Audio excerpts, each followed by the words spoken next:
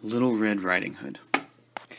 In a great wide forest, full of beautiful trees, and green glades, and thorny thickets, there lived a long time ago a woodcutter and his wife who had only one child, a little girl.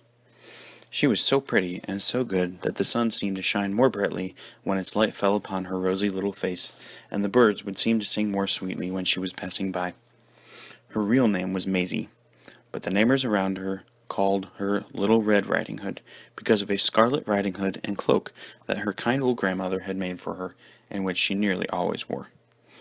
She was a happy, merry little child, with a smile and a gentle word for everybody, and so you may easily believe that everybody loved her, and was glad to catch a glimpse of her golden curls and her scarlet cloak as she tripped along, singing under the green boughs. Now this, let me tell you before I forget, was at the time when all the birds and beasts, or very nearly all, could speak just as well as you or I, and nobody was surprised to hear them talk as I suppose one would be nowadays. Well, as I was saying, Little Red Riding Hood lived with her parents in a little white cottage with a green door and a thatched roof, and red and white roses climbing all over the walls, and even putting their pretty heads in at the latticed windows to peep at the child who was so like them. It was on a bright spring morning early in May, when Little Red Riding Hood had just finished putting away the breakfast cups, that her mother came hustling in from the dairy. "Here's a to-do," she said. "Farmer Hodge had this very minute told me that he hears your granny isn't quite well, and I can't leave the cheese-making this morning for love or money. Do you go, my dear, and find out how she is, and stay, take her this little pot of sweet fresh butter, and these 2 new-laid eggs, and those nice tasty little pasties. Maybe they'll tempt her to eat a bit. Here's your basket, and don't be too long away, honey." So Little Red Riding Hood pulled her hood over her curls and set off down the sunny green slope with her basket in her hand at a brisk pace. But as she got deeper into the forest, she walked more slowly. Everything was so beautiful. The great trees waved their huge arms over her, the birds were calling to one another from the thorns all over it with white with blossom, and the child began singing as she went. She could not have told why, but I think it was because the beautiful world made her feel glad. The path wound along the trees, and as it grew wider after turning a corner, Red Riding Hood saw that she was likely to have company on her walk. For where 2 cross paths divided, there sat a big gray wolf licking his long paws, and looking sharply about him. And, "Good morning, Red Riding Hood," said he. "Good morning, Mr. Wolf," she answered. "And where may you be going, sweet lass?" said the wolf as he walked beside her. "Oh, Granny isn't very well, and Mother cannot leave the cheese-making this morning, so I'm taking her some little dainties in my basket, and am to see how she is, and tell Mother when I get back," said the child with a smile. "And," said the wolf, "where does your good Granny live, little lady?"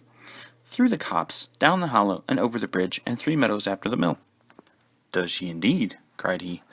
"Why then, I do believe she is a very dear old friend of mine, whom I have not seen for many years. Now, I'll tell you what we'll do, you and I'll go this way, and you shall take that, and whoever gets there first shall be the winner of the game." So the wolf trotted off one way, and Red Riding Hood went the other, and I'm sorry to say that she lingered and loitered more than she ought to have done on the road. Well, that with one thing and another, the sun was right up in the very midmost middle of the sky, when she crossed the last meadow from the mill, and came in sight of her grandmother's cottage, and the big lilac bushes that grew by the garden gate. "Oh dear, how must I have lingered?" said the child, when she saw how high the sun had climbed since she set out on her journey, and pattering up the garden path she tapped at the cottage door. "Who's there?" said a very gruff kind of voice from inside. "It's only I, Granny dear, your Little Red Riding Hood, with some goodies for you in my basket," answered the child. "Then pull the bobbin," cried the voice, "and the latch will go up." "What a dreadful cold poor Granny must have, to be sure, to make her so hoarse," thought the child. Then she pulled the bobbin, and the latch went up, and the Red Riding Hood pushed open the door and stepped inside the cottage. It seemed very dark in there after the bright sunlight outside, and all Red Riding Hood could see was that the window curtains and the bed curtains were still drawn, and her grandmother seemed to be lying in bed with the bedclothes pulled almost over her head, and her great white frilled nightcap nearly hiding her face. Now you and I have guessed by this time, although poor Red Riding Hood never even thought of such a thing, that it was not her granny at all, but the wicked wolf, who'd hurried to the cottage and put on Granny's nightcap, and popped into her bed to pretend that he was Granny himself. And where was Granny all this time, you will say? Well, we shall see presently. "Come and sit down by my bed, dearie," wheezed the wolf, "and let us have a little chat." Then the wolf stretched out his large hairy paws and began to unfasten the basket. "Oh," said Red Riding Hood, "what great arms you have, Granny." "All the better to hug you with," said the wolf.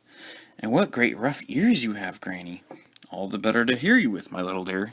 "And your eyes, Granny, what great yellow eyes you have!" "All the better to see you with, my pet," grinned the wolf.